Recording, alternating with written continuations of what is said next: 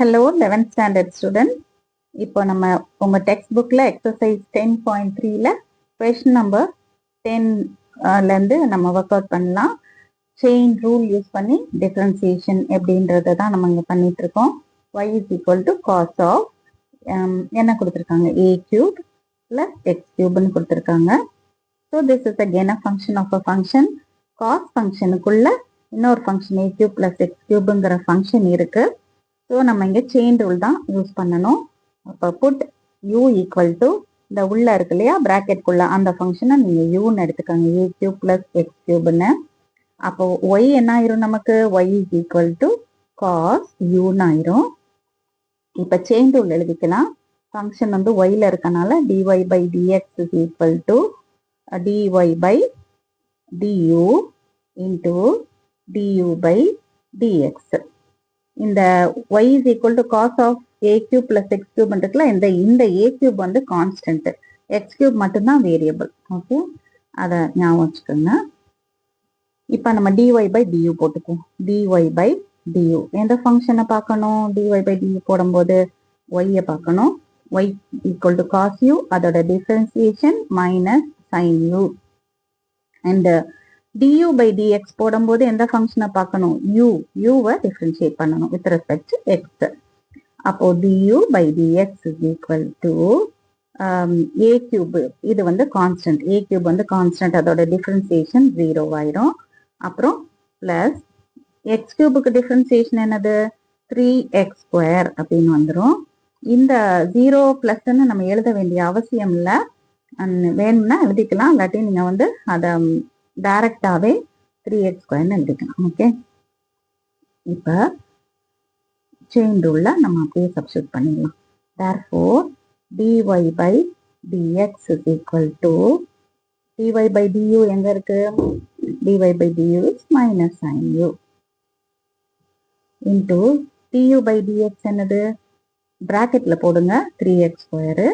Next ஸ்டெப்ல அந்த 3x ஸ்கொயரை முன்னாடி எழுதிக்கோங்க. Minus 3x square into sine of யூக்கு சப்ஸ்டிட் பண்ணிருங்க. U is a cube plus x cube.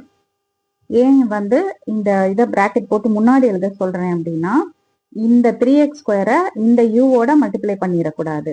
This is a separate term and this is a separate term 3x ஸ்கொயர்ங்கிறது. அதனால தான் ஃபைனல் ஆன்சர்ல உங்களை வந்து முன்னாடி எழுத சொன்னேன். Okay, this is the differentiation of the given function. Next வந்து 11th question. y is equal to e power minus mx. இப்போ இதுவும் வந்து ஒரு ஃபங்க்ஷன் ஆஃப் அ ஃபங்க்ஷன் தான். e பவர் எக்ஸ்பொனென்ஷியல் ஃபங்க்ஷன்ங்கிறது ஒரு ஃபங்க்ஷன், அதுக்குள்ள பவர்ல வந்து மைனஸ் mxன்னு இருக்கு. ஸோ செயின் ரூல் யூஸ் பண்ணி நம்ம இங்க பண்ணலாம், ஆனா அது வந்து தேவையில்லை. ஏன்னா இது ஒரு வெரி சிம்பிள் ஃபங்க்ஷன். டைரக்டா டிஃபரன்ஷியேட் பண்றது எப்படின்னு நான் சொல்றேன், நீங்க அதை மாதிரி பண்ணிக்கோங்க. செயின் ரூல் தான் அது, செயின் ரூல் பண்ணி வர்றது தான். பட் நம்ம யூ அதெல்லாம் எழுதிட்டு இருக்க தேவையில்ல, அவ்வளோ எல்லாம் பண்ண வேண்டாம். டைரக்டா போடுறதுக்கு உங்களுக்கு நான் சொல்லி கொடுக்குறேன்.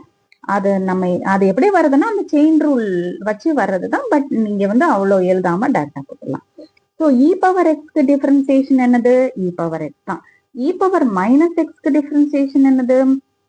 Minus e power minus X.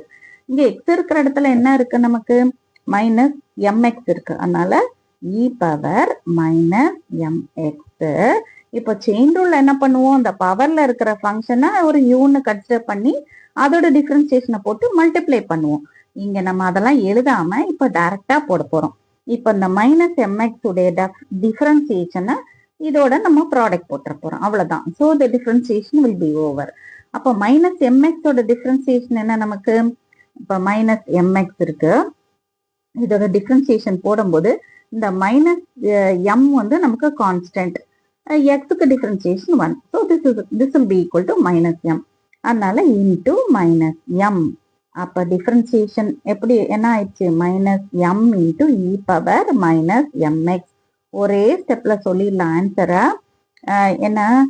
E power minus MX into இதோட டிஃபரன்சியேஷன், இந்த பவர்ல இருக்கிறதோட டிஃபரன்சியேஷன் அது என்னது? எக்ஸோட கோஎஃபிஷியன்ட் என்னவோ, அதாவது மைனஸ் எம் இருக்கு இல்லையா, அதுதான் முன்னாடி மல்டிப்ளை ஆகும், அவ்வளவுதான், simple.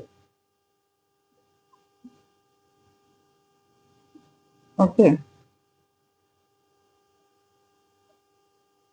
Next question, 12th question. Y equal to 4 into secant 5x. இப்போ நம்ம 11th கொஸ்டின் எப்படி பண்ணமோ அதே மாதிரி தான் இதுக்கும் டைரக்டா பண்ண போறோம். செயின் ரூல்லாம் எழுதணும்னு அவசியம் இல்லை இந்த மாதிரி சிம்பிள் கொஸ்டின்ஸ்க்கு. ஏன்னா நீங்க ஃபர்தரா வந்து நிறைய டிஃபரன்சியேஷன்ஸ் எல்லாம் போக போக பண்ணும்போது இதெல்லாம் ஒரு சிம்பிள் ஸ்டெப்பா தான் வரும். அதனால அந்த சிம்பிள் கேசஸ் ஃபங்க்ஷன் ஆஃப் ஃபங்க்ஷனுக்குலாம் நீங்க டைரக்டாவே டிஃபரன்ஷியேட் பண்ணிடலாம். ஸோ இதுக்கு நான் சொல்றேன், differentiation of secant x வந்து உங்களுக்கு என்னன்னு தெரியும். What is differentiation of secant x? That is equal to secant x into tan x அப்படின்னு தெரியும். இங்க நமக்கு என்ன இருக்கு, x இருக்கிற பிளேஸ்ல 5x இருக்கு. அதனால இந்த 4 வந்து ஒரு கான்ஸ்டன்ட், அதை அப்படியே வச்சுக்கோங்க, அது ஒண்ணும் பண்ண வேணாம். secant 5x டிஃபரன்சியேஷன் அப்ப எப்படி வரும், secant x இருக்கிற இடத்துல 5x இருக்கு, அப்படியே எழுதுங்க, into tan 5x அப்படியே எழுதிக்கோங்க. எழுதிட்டு இப்போ இந்த 5x இருக்கு இல்லையா, இது அனதர் ஃபங்க்ஷன். நம்ம செயின் ரூல்ல எப்படி அதை ஒரு யூன்னு எடுப்போமோ அதோட டிஃபரன்சியேஷன் போட்டு dy by dx மல்டிப்ளை பண்ணுவோம்ல, அதை இங்க நம்ம டைரக்டா பண்ண போறோம். ஸோ அதோட இது என்ன, நமக்கு டிஃபரன்சியேஷன் என்னது, இன்டூ 5x ஓட டிஃபரன்சியேஷன் என்னது, 5 கான்ஸ்டன்ட், எக்ஸுக்கு 1, அப்போ 5x ஓட டிஃபரன்சியேஷன் வந்து நமக்கு 5ன்னு வரும்.